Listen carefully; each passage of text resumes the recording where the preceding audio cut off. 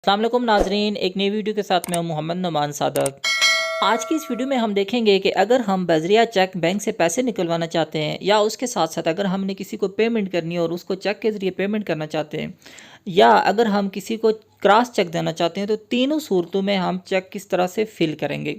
तो सबसे पहले हम देख लेते हैं कि अगर हम खुद से चेक बुक के ज़रिए बैंक से पैसे निकलवाना चाहते हैं तो वो हम किस तरह से निकलवाएंगे।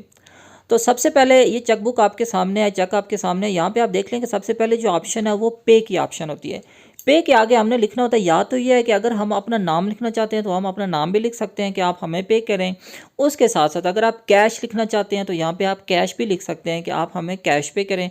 या तीसरी ऑप्शन है कि आप यहाँ पे सेल्फ भी लिख सकते हैं कि मैं बज़ाते खुद जो इस चेक का ऑनर हूँ, आप या चेकबुक जो मालिक हूँ अकाउंट का मैं वही हूँ, तो आप वहाँ पर सेल्फ के ऑप्शन भी लिख सकते हैं। इसके साथ साथ आपने यहाँ पे एक नेक्स्ट ऑप्शन देखी होगी, उसके आगे लिखा हुआ R B error. R B error से मुराद ये होती है कि आप ये आपका चेक जिसके पास भी हो, सपोज अगर यहाँ पे मेरा नाम लिखा हुआ है उसके साथ साथ बियर भी लिखा हुआ है, तो इट्स मीन अगर मैं नहीं भी लेना चाहता हूँ तो जो भी ये चेक लेके जाएगा उसको ये पेमेंट होगी। तो नॉर्मली अगर आप किसी को देना चाहते हैं पेमेंट और आप चाह रहे हो कि वही बंदा ये पेमेंट ले, तो आप यहाँ पे क्या करें, बियर के ऊपर क्रॉस लगा दें। इससे क्या होगा कि बैंक वाले सिर्फ उसी बंदे को पैसे देंगे। उसके अलावा अगर किसी और के पास बादों का चेक गुम जाता है, कोई और बंदा लेके बैंक में जाता है, तो बैंक वाले उसको पेमेंट नहीं करेंगे। उसके बाद की ऑप्शन आ जाती है आपके रुपीज़ की। रुपीज़ में सिंपल आपने क्या करना होता है, वर्ड्स में आपने या तो उर्दू में या तो इंग्लिश में आपने यहाँ पे रुपीज़ लिखने। तो सपोज जैसे आप 50,000 रुपया निकलवाना चाहते हैं तो या आप उर्दू में 50,000 रुपये लिख लें या आप इंग्लिश में 50,000 रुपीज़ ऑनली, इस तरह से करके लिख लें। उसके आगे आ जाता है पी के आर। पी के आर की जगह आपने डिजिट्स में यहाँ पे वर्ड लिखने होते हैं, जो अमाउंट होती है वो डिजिट्स में लिखनी होती है। सपोज जैसे आपने 50,000 रुपये निकलवाना है तो आपने यहाँ पे क्या लिखना है, 50,000 ये डिजिट में आपने यहाँ पे लिख देना होता है। उसके बाद जो नेक्स्ट चीज़ आपने फिल करनी है वो डेट की ऑप्शन आ जाती है।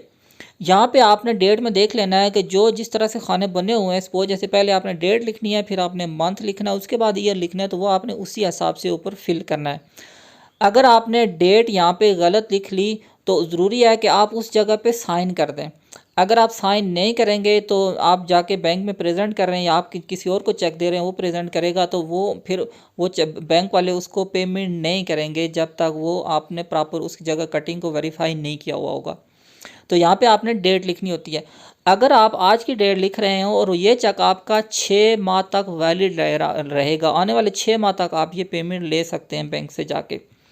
उसके बाद जो सबसे इम्पॉर्टेंट जगह होती है वो आपकी सिग्नेचर की होती है। यहाँ पे आपने क्या करना होता है, जो आपने अकाउंट ओपन करवाते वक्त सिग्नेचर वहाँ पे मेंशन किए थे, जो आपने वहाँ पे सिग्नेचर जो सिग्नेचर फॉर्म में दर्ज किए थे, वही वाले सिग्नेचर आपने यहाँ पे दर्ज करने होते हैं। इसके साथ साथ आपने क्या करना होता है, जो चेक की बैक साइड होती है वहाँ पे भी आपने 2 सिग्नेचर करने होते हैं।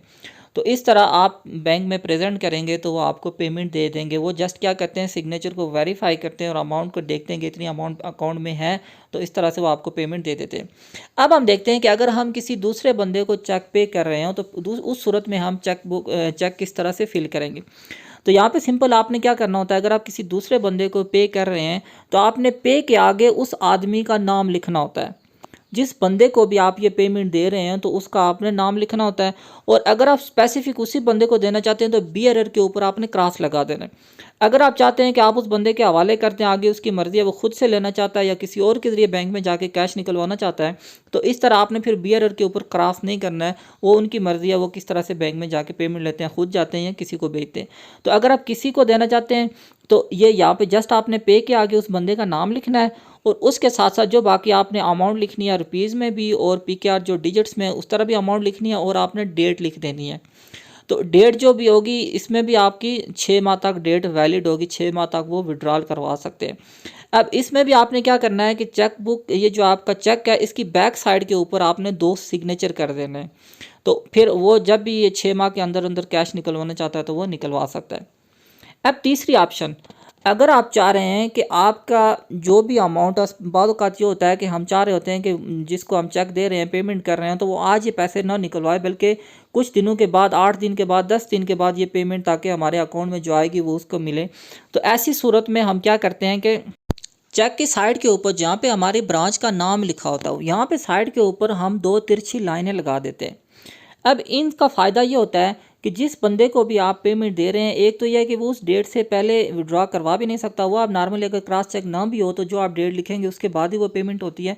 तो इसका ये फ़ायदा है कि वो डायरेक्टली पेमेंट रिसीव नहीं कर सकता बल्कि उसके अकाउंट में जाएंगे। तो ये सबसे सिक्योर प्रोसेस है। इसमें ये होता है अगर आपका जो किसी को पेमेंट की हुई है उसका अगर चेक गुम भी जाता है तो वो क्या करेगा, जो भी जाके जमा करवाएगा उसको कैश नहीं मिलेगी बल्कि जो आपने ऊपर अकाउंट मेंशन किया होगा उसी में ही ये अमाउंट ट्रांसफ़र होगी। तो इसके लिए बेहतर है कि आप पे के आगे, ऐसी सूरत में जब आप क्रॉस चेक दे रहे होते हैं तो आप पे के आगे क्या लिखते हैं, उस बंदे का नाम लिखते हैं।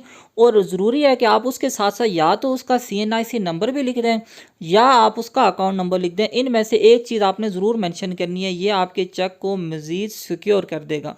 तो बात अगर गुम भी जाए तो तब भी वो पेमेंट उसी बंदे के अकाउंट में ट्रांसफ़र होगी, अदरवाइज ये पेमेंट ट्रांसफ़र नहीं होगी। अब लास्ट पे हम एक चीज़ देख लेते हैं कि अगर आपकी कहीं कटिंग हो जाती है, सपोज आपकी वर्ड्स लिखने में या डिजिट लिखने में या पे के आगे किसी का नाम लिखने में अगर आपसे कटिंग हो जाती है तो ऐसी सूरत में क्या होगा।